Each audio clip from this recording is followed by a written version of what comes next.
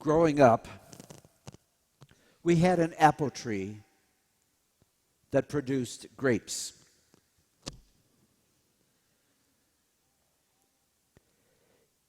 Late in the summer, when you looked up into the tree, you could see the apples coming on, and you could see some bunches of grapes hanging there as well.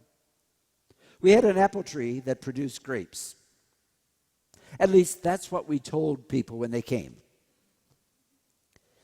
It didn't take too much to walk around to the other side of the tree, and right along the trunk of the tree was this big old vine from a grape plant.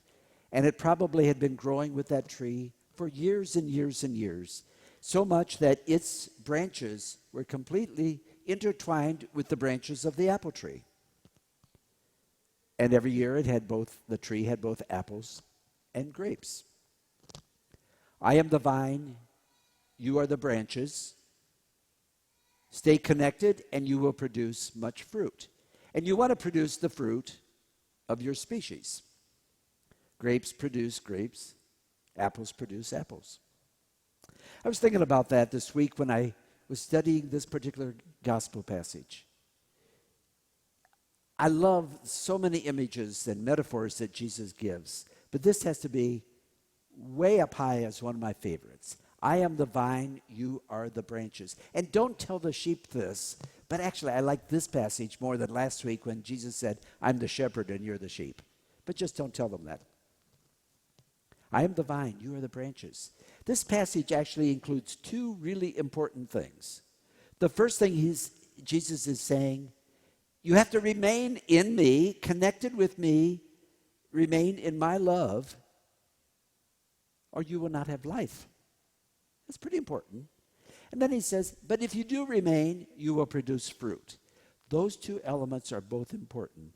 And this particular passage comes about in John's Gospel. There's a series of 4 chapters, 14, 15, 16, and 17 in John's Gospel that are known as the farewell discourse. And they take place right after the Last Supper where Jesus had washed their feet and before Jesus went out to the garden and was arrested. You can almost see Jesus and the apostles sort of kicking back, and Jesus is saying, okay, these are the words you need to hear before I depart from you. And it's in this passage that he says, don't let your hearts be troubled. I am the way, the truth, and the life. I'll show you where I'm going. This is where Jesus says, I promise I'll send you my Spirit, my advocate. This is the part where Jesus says, I give you the gift of peace. And in chapter 15, Jesus says, I am the vine, you are the branches. He's basically saying, I'm counting on you. You are my disciples. But the only way you're going to continue what I've done is if you remain in me.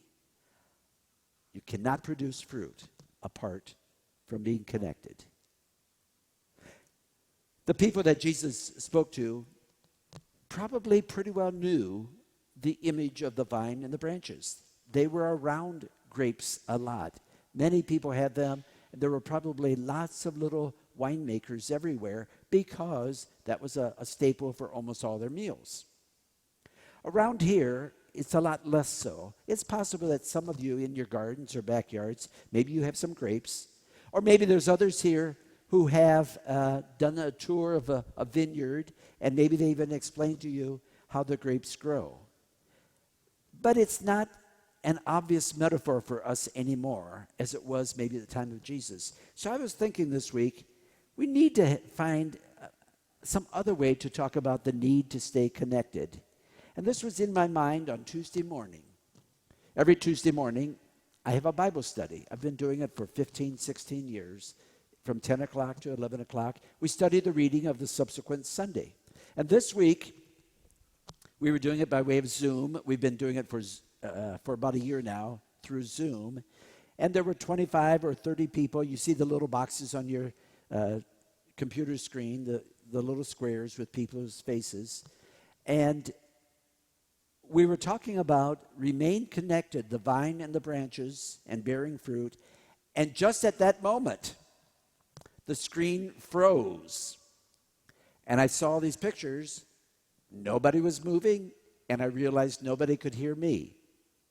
Of course, I quickly learned that a line had been cut over here on 5 Point Road, causing the end of internet to our building.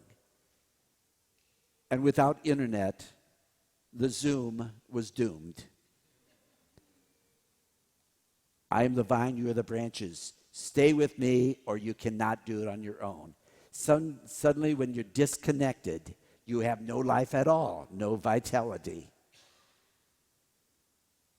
Of course, this is about our faith. We have to stay connected.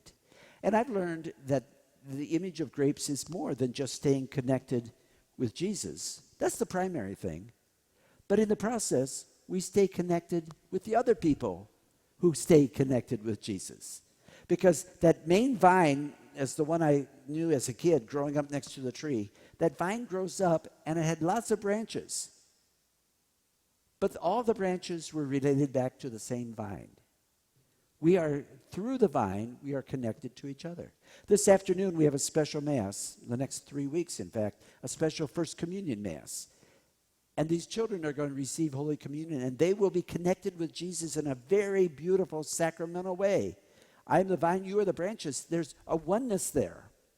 But the next child also receives Jesus, and the parents receive Jesus, and I receive Jesus. And because there is only one Lord, through that vine, we are connected to each other. We are connected. We not only are connected, but we need each other as well. Because if you ever look at a grape plant, the bunches of grapes get very heavy. And the little branches are sometimes not strong enough to hold them up by themselves. So they vine around each other, and the branches help each other support the fruit. That's what church is, and that's what we're doing. If the plant were to grow by itself, without an arbor, without a stake, without a post, without a tree, something to hold it up, it might produce fruit, but the fruit would not be good because it'd be lying on the ground and it would rot.